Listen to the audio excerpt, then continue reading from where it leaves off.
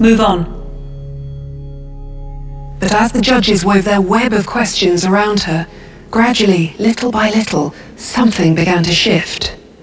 They wanted to prove that her revelations were false, but Joan, who was back on the battlefield, even if this was a different kind of war, wanted to prove that they were true. So now, despite her protests, she began to talk about her messages from God. The voice came at midday in the summertime in my father's garden. The voice came from my right-hand side towards the church, and I seldom hear it without a light. The light comes from the same side as the voice, but all around there is a great light. It seems to me to be a worthy voice, and I believe it to be a voice sent from God. And once she'd begun, the thread was there to be pulled.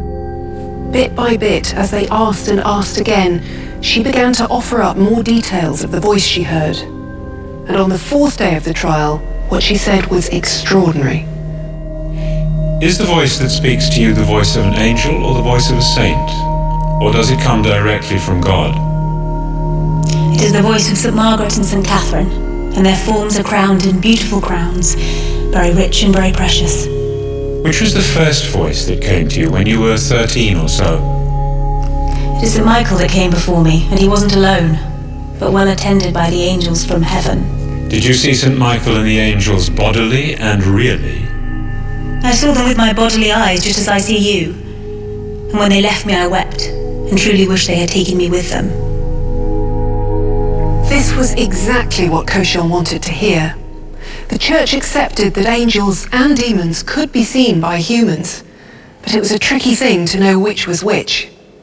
After centuries of debate, the theological principle accepted by the church was that an angel was not a physical being, but a spiritual one. So the more real physical details Joan described, the more like a demon her visions sounded. But Joan stood no chance of understanding this scholarly argument. And as she tried to demonstrate the truth of her visions by adding more and more detail, she damned herself in the eyes of her judges.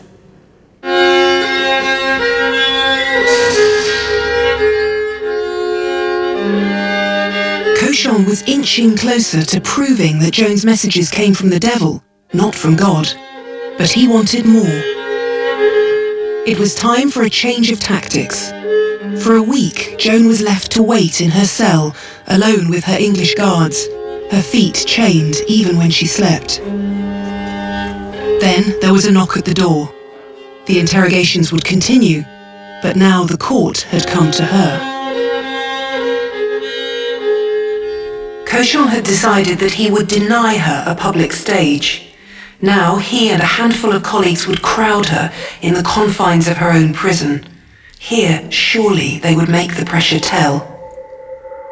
Cauchon believed that when Joan first went to her king, she must have given him proof of her heaven-sent mission. What sign did you give your king when you came to him? One that is fair and honourable and most believable and good, and the richest that there is in the world. Does the sign still exist? It will last for 1,000 years and more. The sign is in my king's treasury. Is it gold or silver? A precious stone or a crown? I will not tell you anything more about it. No one can describe a thing as rich as the sign is.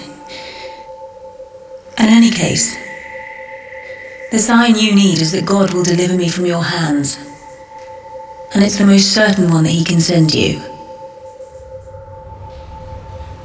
Joan's words make it heartbreakingly clear that she still believed that help was coming, that God would perform another miracle and save her.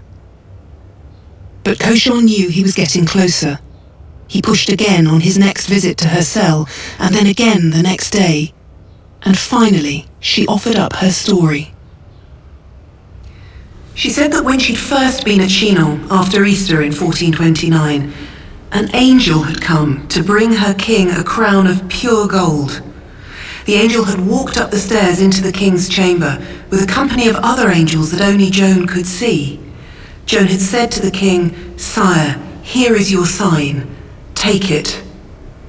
And this crown from God meant that the kingdom of France would be restored to him if he would give Joan soldiers and put her to work. For Koshan, this was a breakthrough.